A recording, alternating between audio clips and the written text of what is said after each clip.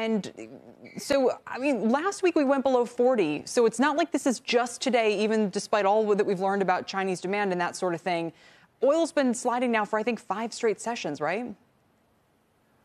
There's nothing new. I got to get a new beat because I'm starting to get depressed. I'm sure Dan could probably tell you the same exact thing because every day it's energy is the worst. I will say this, though. Tesla or Exxon is down less than Apple today. I'm not sure I've ever actually seen that. Anyway, Dan's got a lot to say as well, but here's kind of the headlines of the traders that I've surveyed about what's going on. Don't look at oil as falling, which sounds weird.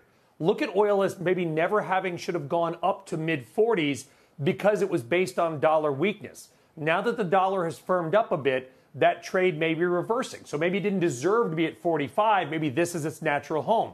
You also have jet fuel demand is still terrible. I know 950,000 people flew on Friday, the most since the pandemic began, but it's still terrible. You've also got Phillips 66 and Citgo, 2 big refineries in Louisiana.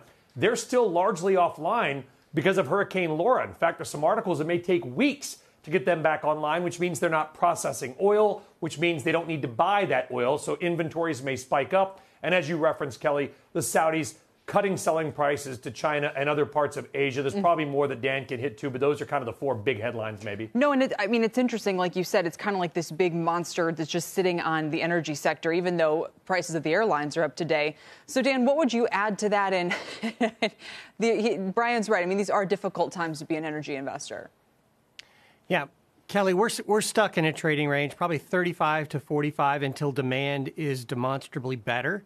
And in the meantime, we're going to slop back and forth. We're at the end of driving season. And so, demand is plateauing a little bit. Supply's coming back. OPEC's bringing some barrels back. The U.S. has brought barrels back. So from the physical side, you've got supply and demand loosening a bit. And on the financial side, folks are scared and they're selling everything, including oil. So I think we're in a trading range. We're now toward the bottom of that trading range, assuming the world doesn't crater. We've got to keep an eye out for COVID. Because it's interesting, Dan, you could easily tell me we're in a trading range, but it's between 40 and 50 or 45 and 55. Obviously it feels kind of rangy until the big factors change. But this does feel like this slide came out of nowhere, right? Well, I mean, when you're down 5 days in a row, it does feel a bit like a sledgehammer. But I think the reality is we know what the oil markets are going to be for the next year. We're going to watch demand gradually come back. We're going to watch OPEC gradually come back. And until we bust through the excess inventory and this sort of push-pull of supply back, demand back, this is kind of the market we're in. So even though it sounds trite, 35, 45, it is a range, and it's going to take a year to get out of it. Yeah, fair enough. And, Brian, the reason why I ask as well is so that everybody and every other asset class can figure out whether oil knows something that they need to know about. If it's, hey, oil's down because Chinese demand is faltering, well, yeah, I can imagine a lot of different people would be interested in that. But if it's, okay, that's one factor, but there's also these other 12 things going on that, maybe other investors don't need to worry about.